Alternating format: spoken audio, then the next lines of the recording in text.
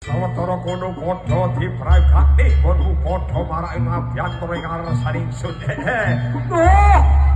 Udakara wis ana bedhong sasi lawase aku ora ketemu kawan kowe kabeh. Prajurit, aku kangen karo kowe lho nek aku kangen. Saksuwene nggonku ngagem panguwasa tunggal.